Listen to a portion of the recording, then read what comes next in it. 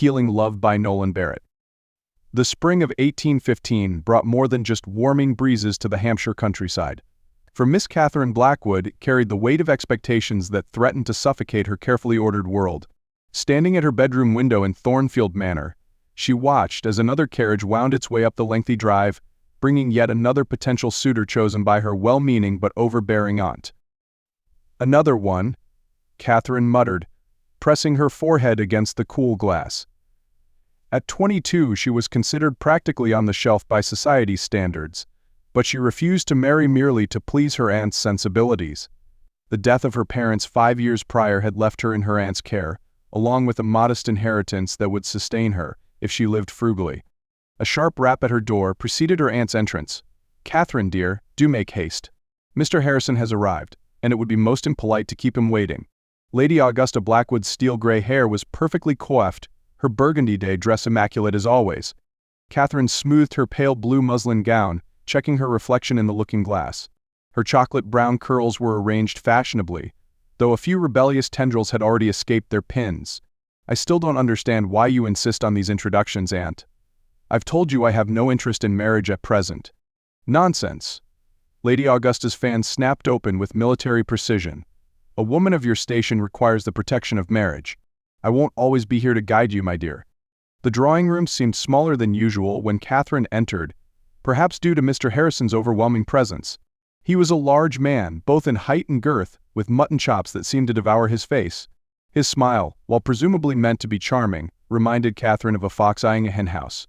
"Miss Blackwood," he said, bowing with surprising grace for such a substantial figure, "your aunt has told me so much about you." "Has she indeed?" Catherine's smile felt brittle. "How fortunate that she's left something for us to discuss ourselves." The afternoon proceeded with excruciating slowness, filled with polite conversation about the weather, local assemblies, and Mr. Harrison's extensive property holdings, a topic he seemed particularly fond of revisiting. Catherine was nearly ready to feign a headache when salvation arrived in the form of thundering hoofbeats. A commotion erupted in the entrance hall, and moments later Jenkins, their butler, appeared with an urgent expression. "My lady, there's been an accident on the road. A gentleman has been thrown from his horse." Catherine rose immediately, grateful for any excuse to escape Mr. Harrison's discourse on crop rotation. "Where is he? Is he badly hurt?" "He's being brought to the house now, miss. The stable hands found him near the south gate." Lady Augusta's face pinched with concern, whether for the injured stranger or the disruption to her matchmaking schemes, Catherine couldn't tell.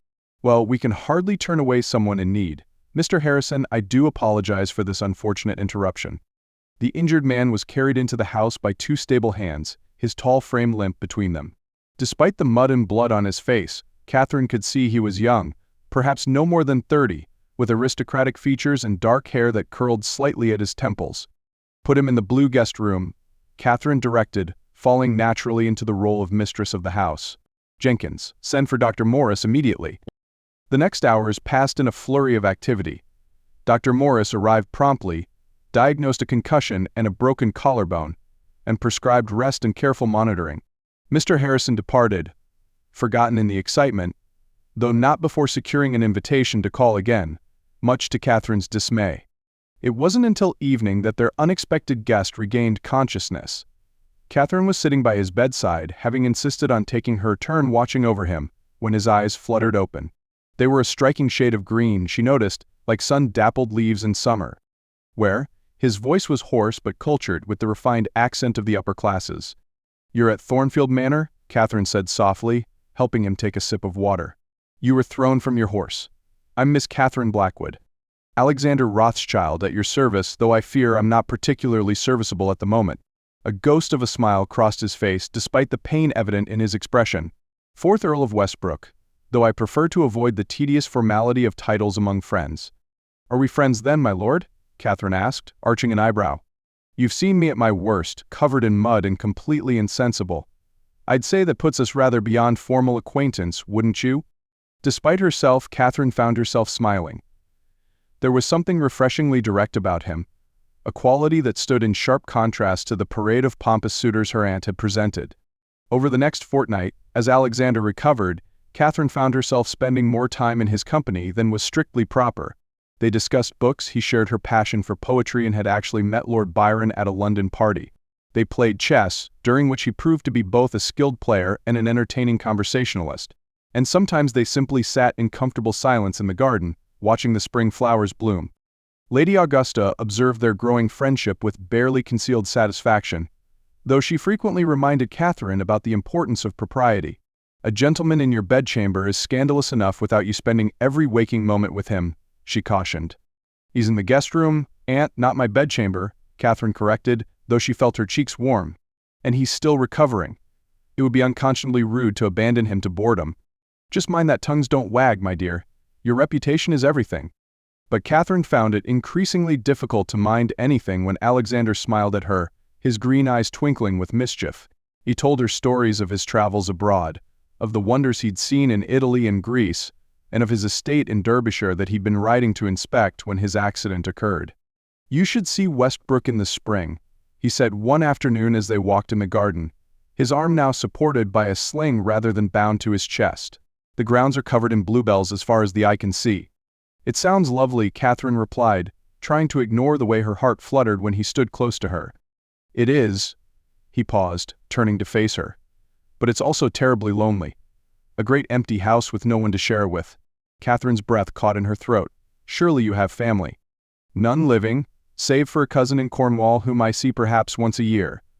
His good hand came up to brush a strand of hair from her face, the touch sending sparks through her entire body. "Catherine." "My lord, I." "Alexander," he corrected gently. "Please." "Alexander." His name felt intimate on her tongue. "We shouldn't." "Shouldn't what?" "Acknowledge this connection between us? Pretend we don't feel what we both know is there?" Catherine stepped back, her thoughts whirling. "You don't know me, not really. A fortnight of conversation while you recover from injury hardly constitutes a proper courtship. Then court me properly." His eyes held hers, intense and sincere. "Allow me to write to you, to call on you in London during the season. Let me prove that what I feel for you is real and lasting." "And what do you feel?" The words escaped before she could stop them. Instead of answering immediately, Alexander reached for her hand, bringing it to his lips. The kiss he pressed to her knuckles was perfectly proper, yet it sent heat coursing through her veins. "I feel that you are the most fascinating woman I've ever met. That your wit challenges me, your kindness humbles me, and your beauty takes my breath away.